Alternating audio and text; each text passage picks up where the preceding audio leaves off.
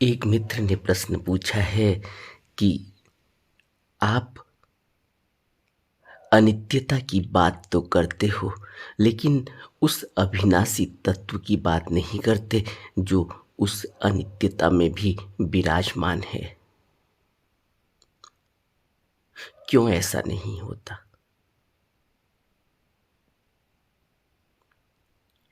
अनित्यता को बुद्ध कहते हैं कि यह जगत जो परिवर्तनशील है,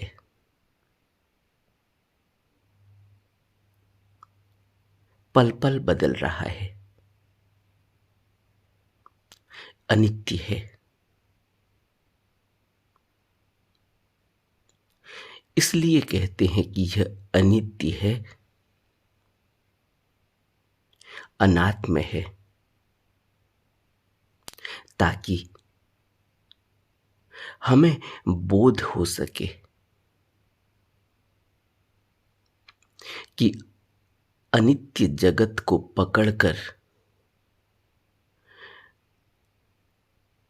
अनित्य जगत को नित्य समझकर हम यह न भूल जाएं कि हम इस शरीर में, इस अनित्य शरीर में उस नित्यता को महसूस करें। अगर अनित्य को नित्य समझ लेंगे तो फिर उस अमृत तत्व तक पहुंचेंगे कैसे? अगर अनात्म को आत्म समझ लेंगे तो फिर आत्म को नित्य को समझेंगे कैसे? इसलिए बुद्ध कहते हैं कि पहले अनित्य जगत को पहचानो। सब अनित्य है। इसका अर्थ यह बिल्कुल भी नहीं है कि सब अनित्य है तो इसमें वह अमृत तत्व नहीं छिपा हुआ, वह बोधि बीज नहीं छिपा हुआ। उस बोधि बीज की वजह से ही, उस नित्यता की वजह से ही यह अनित्य बना हुआ है, यह चलायमान बना हुआ है। अगर वह नित्यता नहीं होती तो फिर यह चलायमान नहीं बना होता। यह लगातार बदल रहा है। यह जो ऊर्जा बह रही है, इस ऊर्जा का एक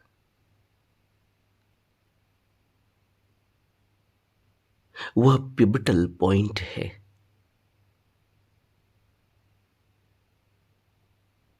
जहां यह बिल्कुल ही स्थिर है, स्थिर है।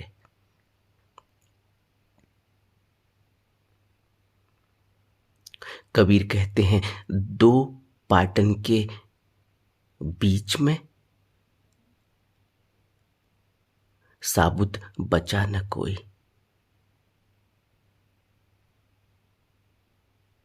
चक्के के दो पार्ट होते हैं, जो उसके बीच में पड़ जाता है वो पिस जाता है। और कबीर आगे फिर कहते हैं कि जो उस कील के संग हो गया, जो उन दोनों पार्टों को घुमा रही है, उसका बाल बांका भी नहीं होता, वह साबुत बच जाता है। वह कील वह परिधि है, वह परिधि का वह बिंदु है जिस बिंदु से सब कुछ घूमता है, लेकिन बिंदु पर कोई असर नहीं होता। नित्यता को समझने से पहले अनित्यता को समझना होगा। इसलिए बुद्ध का सारा जोर अनित्य जगत को समझाने का है। अगर हम अनित्य को नित्य समझ लेंगे तो फिर नित्य की खोज नहीं हो पाएगी। अनित्य के नीचे वह नित्य छिपा है। लेकिन क्योंकि हम उस नित्य को अभी नहीं जान सकते, नहीं देख पाते, तो इस अनित्य को ही नित्य समझ लेते हैं। और बुद्ध हमें खबरदार करते हैं कि अनित्य को नित्य मत समझना, यह अनित्य है। अगर इस शरीर को ही सब कुछ समझ लिया तो बहुत बड़ी भूल हो जाएगी, क्योंकि जब शरीर जाने लगेगा, जब शरीर क्षीण होने लगेगा, तब अगर होश आई कि यह अनित्य था तो फिर कुछ भी नहीं होने वाला, क्योंकि अब तो वक्त बीत चुका है। अब पछता के होए क्या जब चिड़िया चुग गई खेत। इस अनित्य को पहले अनित्य समझना होगा। और समझना का अर्थ है कि इसका अनुभव अंदर हो जाना चाहिए कि यह अनित्य है। और हम अपनी जिंदगी को देखें, हमारी अनित्यता का एहसास हमको कितना है। बचपन से लेकर बुढ़ापा आ जाता है, लेकिन अनित्यता का एहसास, अनित्यता महसूस नहीं होती। अगर अनित्यता महसूस हो जाती तो फिर इतनी परेशानी नहीं होती।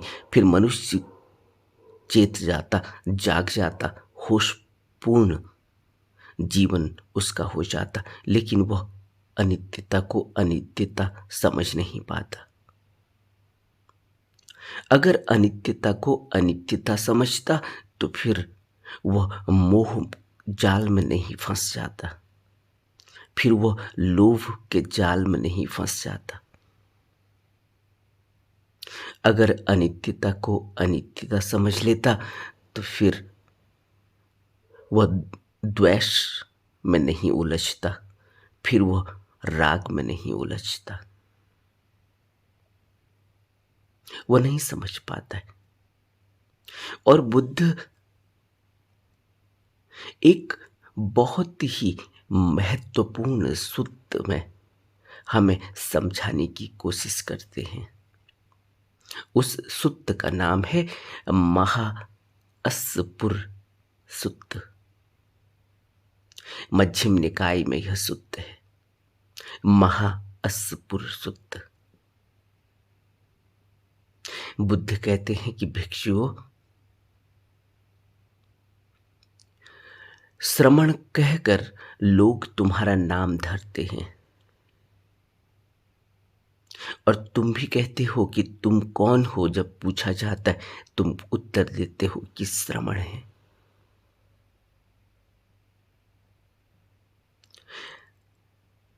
फिर बुद्ध आगे कहते हैं कि भिक्षुओं, तुम्हारी यह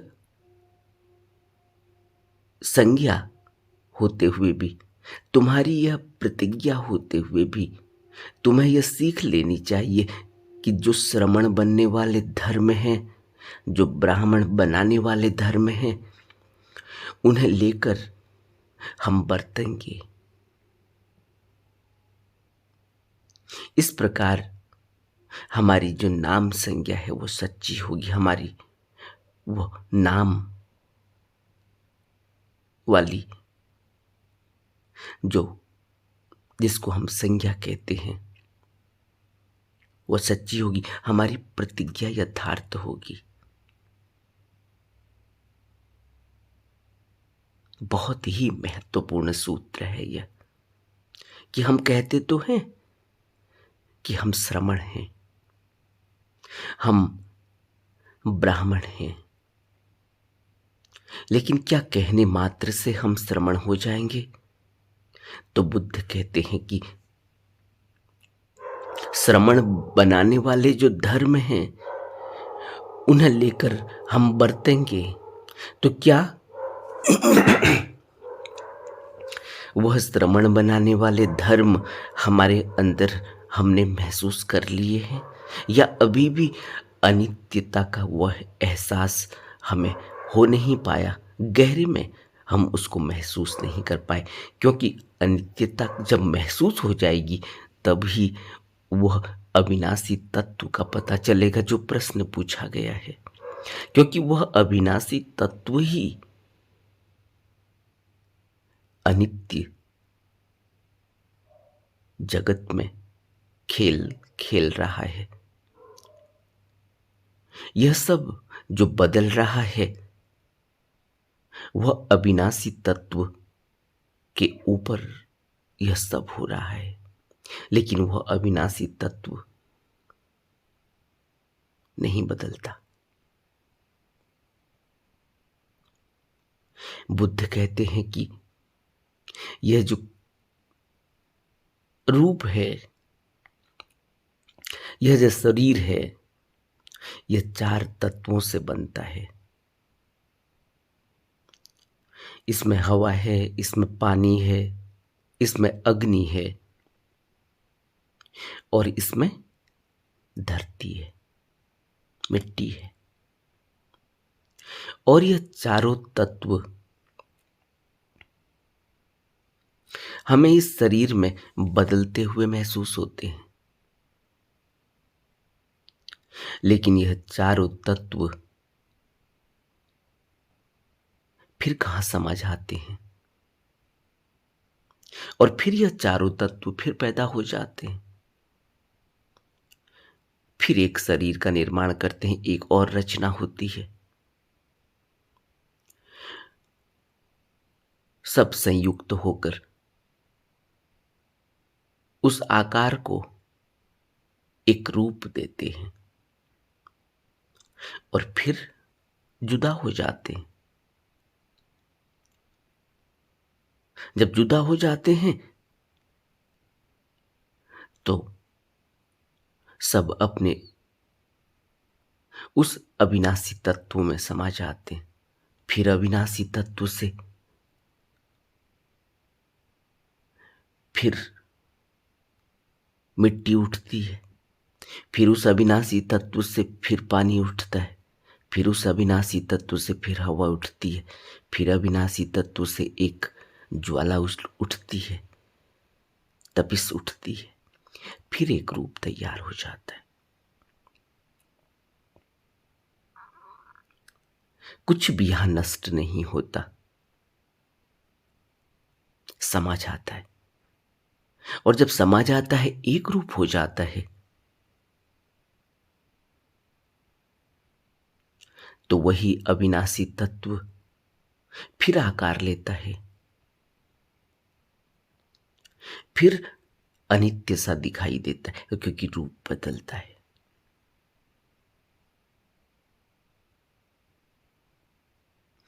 इसलिए बुद्ध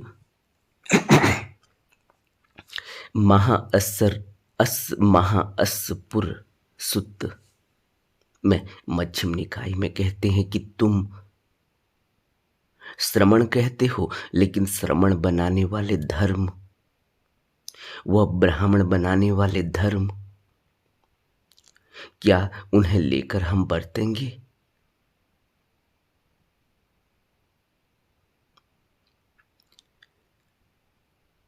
बुद्ध आगे कहते हैं कि भिक्षु, कौन धर्म श्रमण बनाने वाले हैं, ब्राह्मण बनाने वाले हैं?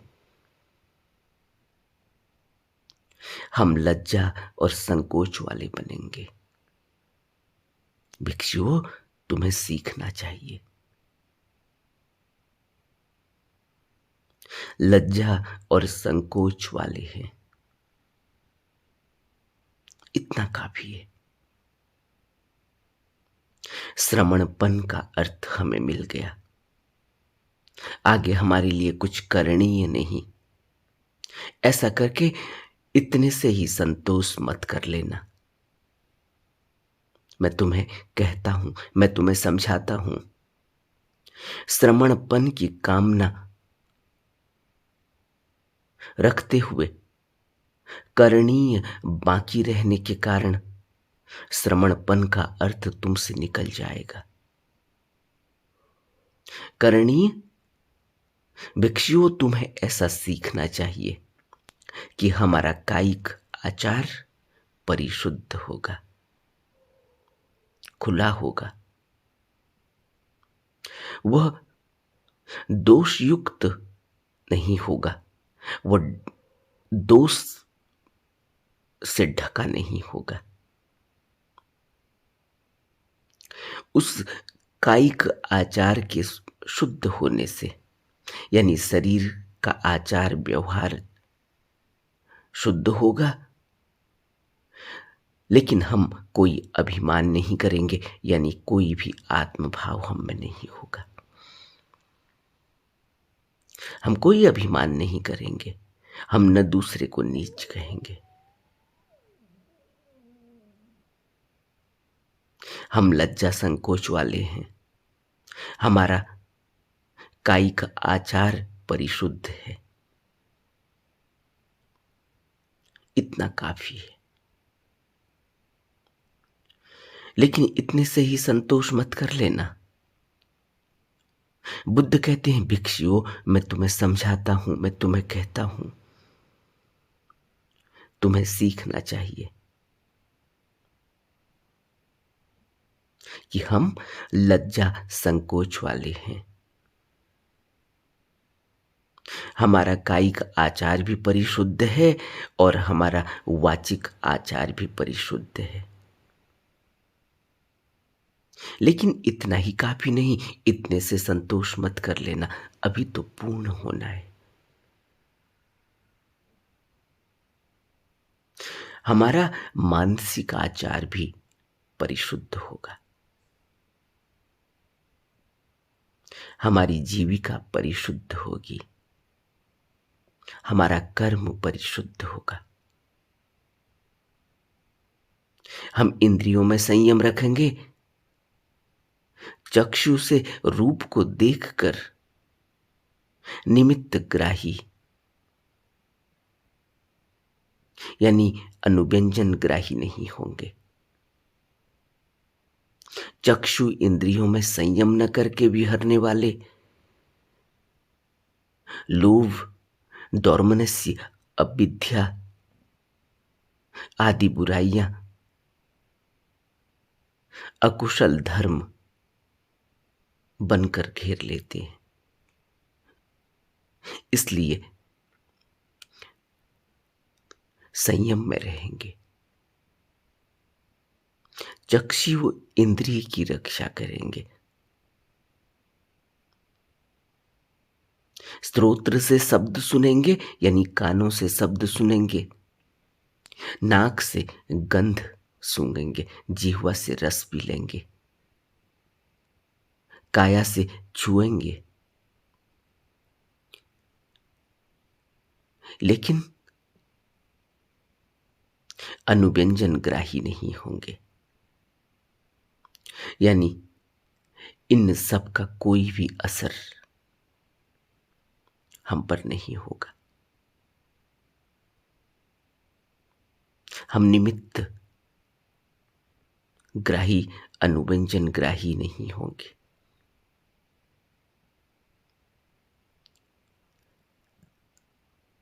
भोजन में मात्रा का ख्याल रखेंगे, न तो मस्ती के लिए, न मद के लिए, न मंडन के लिए, न विभूषण के लिए, बल्कि जितना इस काया की स्थिति के लिए, गुजारे के लिए, पीड़ा रोकने के लिए और ब्रह्मचर्य की सहायता के लिए आवश्यक है उतना ही आहार ग्रहण करेंगे।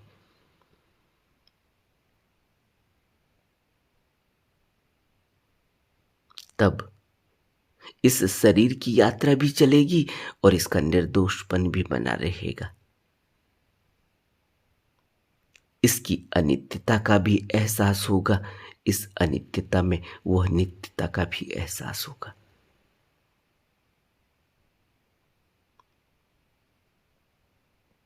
जागरण में तत्पर रहेंगे। टहले हों,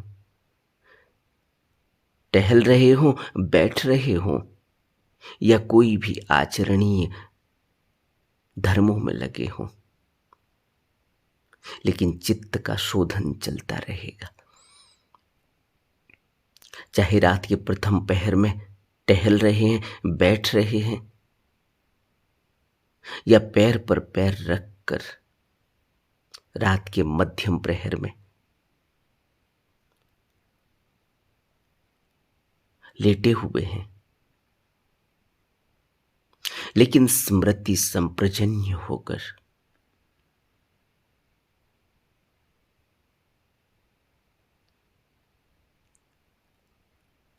तब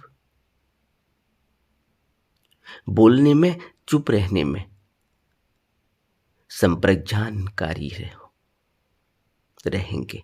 स्मृति संप्रजन्य। जब ऐसा होगा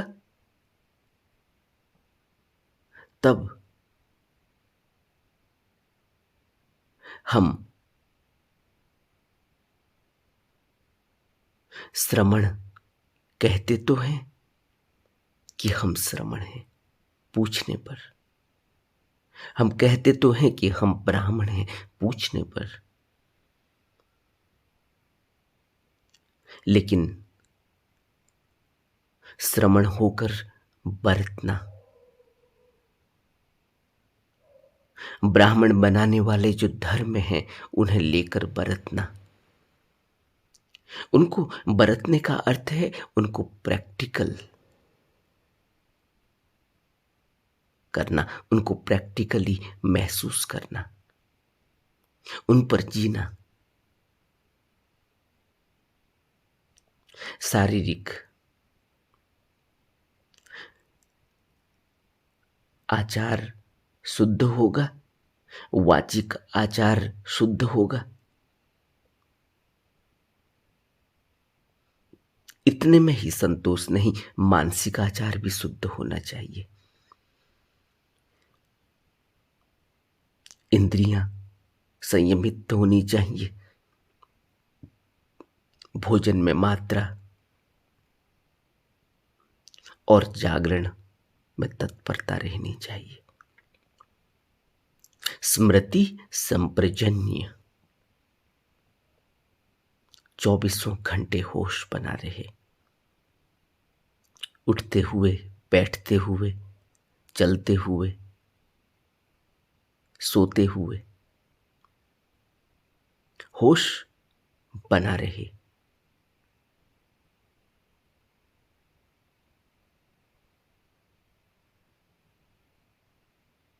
भिक्षु एकांत में चित्त को विचिकित्सा से यानी संदेह से शुद्ध करता है। स्मृति संप्रजन्य होकर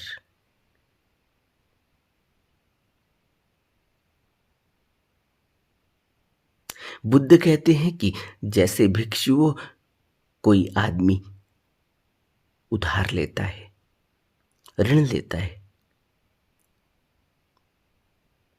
कर्ज लेता है और उस कर्ज को, उस ऋण को, उस लोन को खेती में लगाता है और फिर उसका कर्म ऐसा होता है कि वह उस कर्म से अपने पुराने ऋण को चुकाता है, यानी कुछ उपजाऊ कुछ उपजाता है, कुछ पैदा करता है खेती से, ताकि जो उसने कर्ज लिया है वह उसको दे डाले, उसको चुका दे। और उसी खेती से अपना भरण पोषण भी करता है। यह कैसे हुआ? उसने जो ऋण लिया था उस ऋण से अपनी खेती की, कुछ पैदा किया, उसका कर्म ठीक हुआ। उस कर्म से उसने अपने पुराने ऋण को भी चुकाया और अपने परिवार का भरण पोषण भी किया। तब वो बचा रहा, जिंदा रहा, उसे प्रसन्नता भी हुई, उसे संतोष भी हुआ। यह सब कैसे हो पाया? यह सब हो पाया कि उसने जो ऋण लिया था उस ऋण का उसने सदुपयोग किया।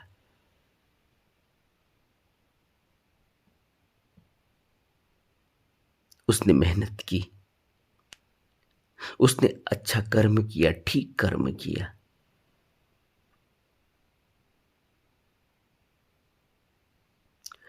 इसी तरह बुद्ध कहते हैं कि जैसे कोई पुरुष भारी बीमारी से पीड़ित हो, रोगी हो, उसे भोजन अच्छा न लगता हो और न उसके शरीर में कोई बल हो, कोई ऊर्जा हो, और किसी समय वो बीमारी से मुक्त हो जाए, उसे भोजन अच्छा लगने लगे, उसके शरीर में ऊर्जा बनने लगे, ताकत आने लगे,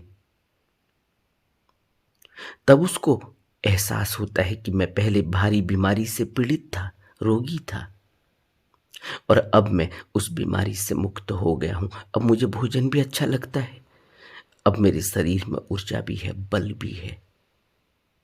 उसके कारण उसे प्रसन्नता होती है, संतोष होता है। यह प्रसन्नता और संतोष,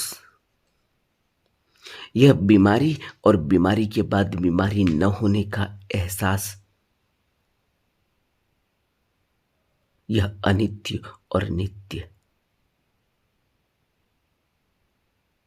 अनित्य से नित्य तक पहुंचने की घटना है। फिर बुद्ध आगे कहते हैं कि कोई जेल में हो, कारागार में हो और जंजीरों से जकड़ा हुआ हो,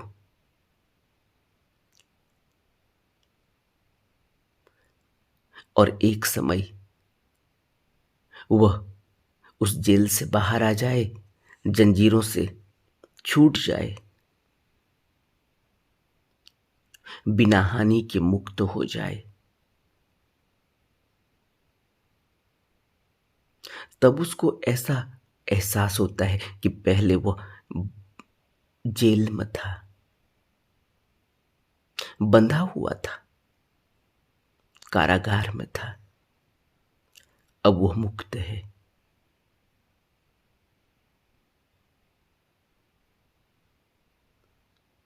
पहले वो पराधीन था, अब वो स्वाधीन है।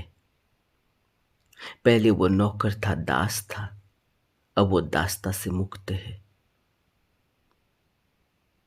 पहले वो बंधा बंधा था, अब वो खुला खुला है। तब उसे एहसास होता है, महसूस होता है कि अनित्य और नित्य। तब उसे एहसास होता है अकुशल और कुशल। तब उसे एहसास होता है कि जीवन में बंध जाना और जीवन मुक्त हो जाना। तब उसे पता होता है अनित्यता में बहना और नित्यता में ठहर जाना।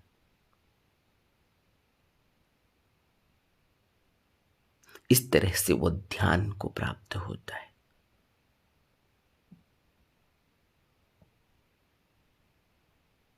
प्रथम ध्यान को प्राप्त होता है अपने चित्त से उन निवरणों को, उन 5 निवरणों को, उपकलेशों को जो दुर्बल कर रहे हैं उसको, उन विषयों को, उन बुराइयों को हटाकर प्रथम ध्यान को प्राप्त होकर बिहरता है। विवेक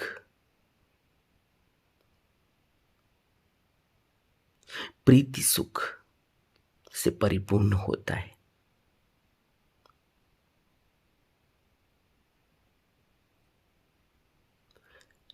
इस तरह से वह द्वितीय ध्यान को प्राप्त होता है। वह प्रीति सुख में से अलिप्त नहीं रहता।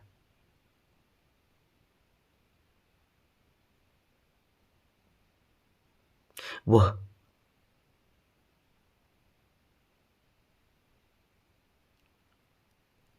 अपने को अलिप्त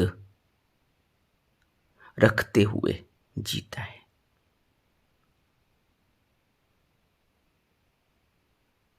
जिस तरह से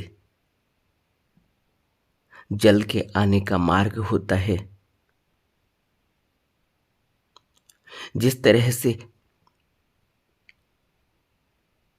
जलाशय में जल भर जाता है, पूरब से जल आता है, पश्चिम से जल आता है, उत्तर दक्षिण से जल आता है, सब चारों दिश मार्गों से जल आता है और फिर जलाशय में भर जाता है।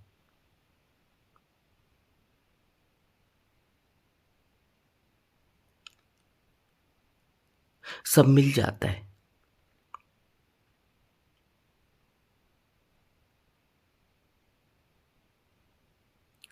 वह सब जल, सब शीतल जल मिलकर एक हो जाता है, परिपूर्ण हो जाता है, संपूर्ण हो जाता है। उसका कुछ भी भाग अलिप्त और अलग नहीं होता। यह पता भी नहीं चलता कि कौन सा पूरब से आया था, कौन सा पश्चिम से आया था।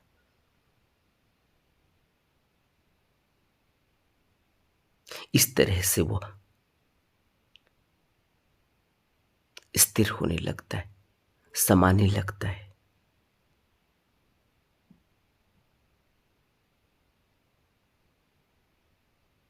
फिर वो तृतीय ध्यान को प्राप्त होता है। वह सुखी हो जाता है।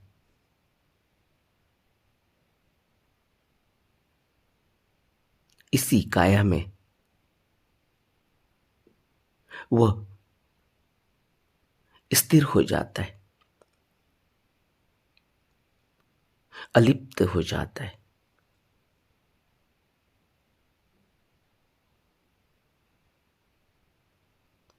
इसी तरह जैसे कमल तालाब में बीचों बीच खिलता है लेकिन तालाब से ऊपर उठ जाता है, अलिप्त। ऐसे ही वह चतुर्थ ध्यान को प्राप्त कर लेता है, उज्ज्वल चित्त में आसीन हो जाता है। काया भी शुद्ध हो जाती है, चित्त भी शुद्ध हो जाता है, अलिप्त हो जाता है, अव्याप्त हो जाता है।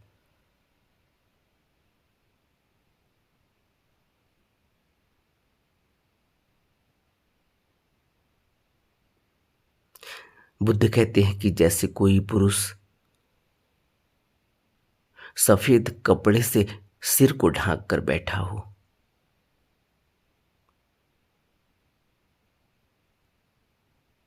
उसकी सारी काया, उसका सारा शरीर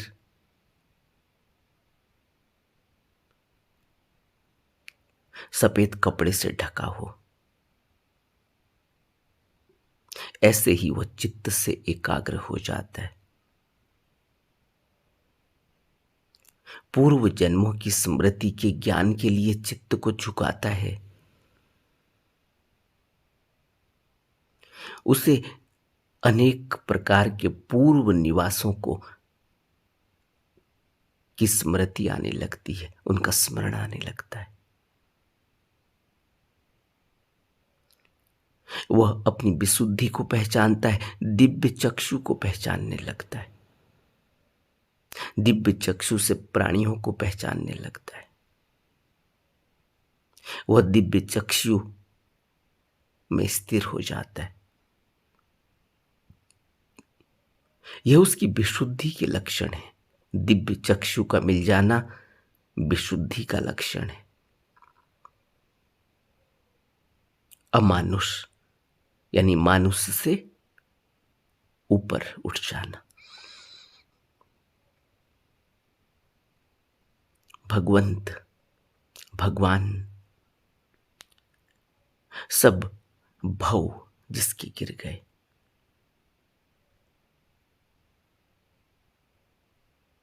आश्रवों का क्षय हो गया, नाश हो गया, तब वो यथार्थ से देखता है, नित्यता को देखता है। तब वो उस बोधि चित्त को जानता है, उसमें स्थिर हो जाता है। तब वह बीज, जो बोधि का बीज सब में विराजमान है, जिसको अमृतस्य पुत्र बुद्ध कहते हैं, वह अमृत रूपी बीज प्रकट होने लगता है। उसमें अंकुरण आता है, वह पेड़ बनता है और उस पेड़ में फिर पुष्प और फिर फल।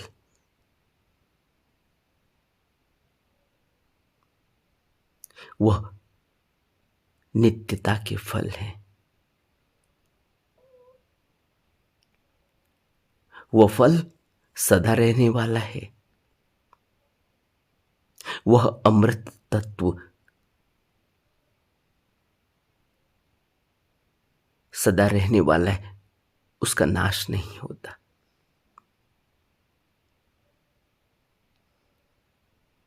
लेकिन यह अपने अंदर गहरे में उस मोती की तलाश करने जैसा है, और अंदर गहरे में उतरने के लिए अपने ऊपर से यह गंदे गंदे गिलाप देखने होंगे, इनको हटाना होगा, सफाई करनी होगी। वहां तक पहुंचने की और वहां की बात करना,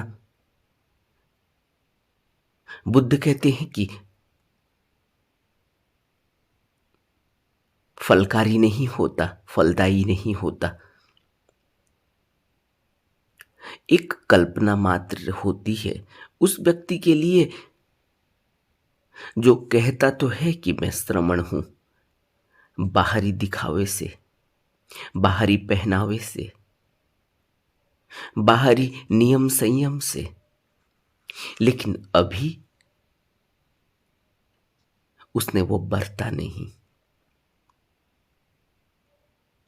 उसने अभी वो सच जाना नहीं, अभी वो ब्राह्मण हुआ नहीं। अभी तो बाहर से श्रमण बनना, बाहर से ब्राह्मण बनना, बाहर से प्रतिज्ञा लेना, बाहर से दिखाई देना कोई और बात है, और अंदर उस ब्राह्मण तत्व में स्थिर हो जाना, श्रमण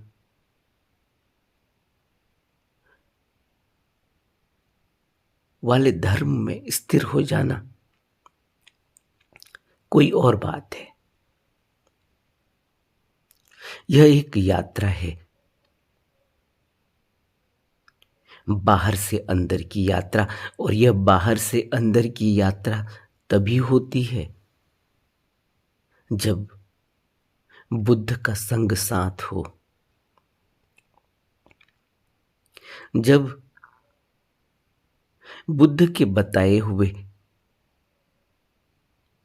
नियम, बुद्ध के बताए हुए विनय, बुद्ध के बताए हुए उपदेशों पर हम आरूढ़ हो जाएं, विराजमान हो जाएं, उनको अपने जीवन में उतार लें। तब हम अनित्य से नित्य की यात्रा करते हैं। तब हम उस अविनाशी तत्व तक पहुंचते हैं। लेकिन उस अविनाशी तत्व में ठहरने के बाद कोई यह कहने वाला नहीं है कि मैं श्रमण हूं, कोई यह कहने वाला नहीं है कि मैं ब्राह्मण हूं। फिर उसको कोई प्रतिज्ञा नहीं लेनी, फिर उसको कोई सीख नहीं लेनी, फिर उसने किसी को प्रत्युत्तर नहीं देना, फिर उसने अपने बारे में किसी को बताना नहीं है। वह हो जाता है।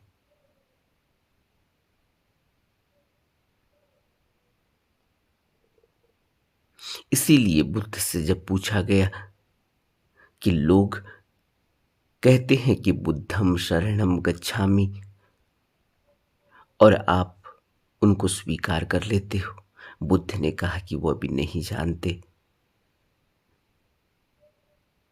इसलिए वो मेरी शरण लेने आए हैं।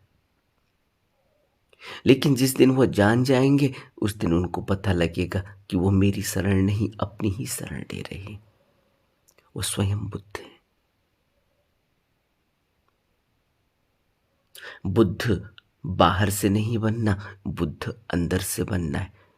बोधि चित्त व बोधि बीज हम सब लेकर ही आए हैं।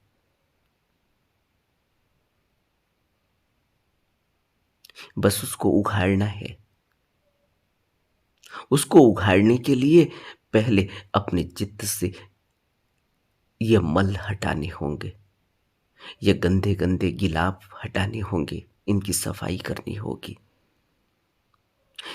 इसलिए बुद्ध कहते हैं कि मैं तो एक मनोवैज्ञानिक हूं।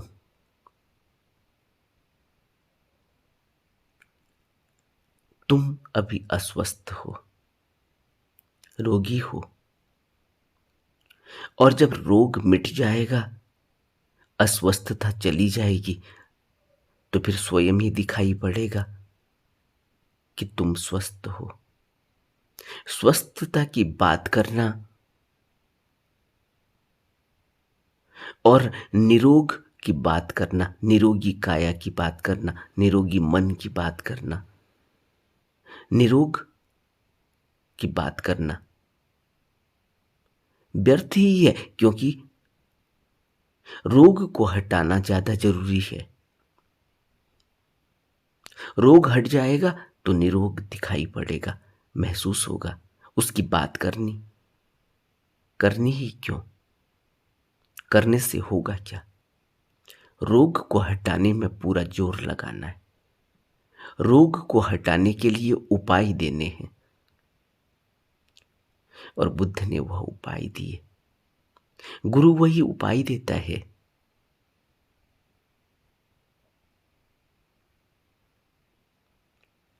और हम रोगी हैं और निरोग की बात करते हैं।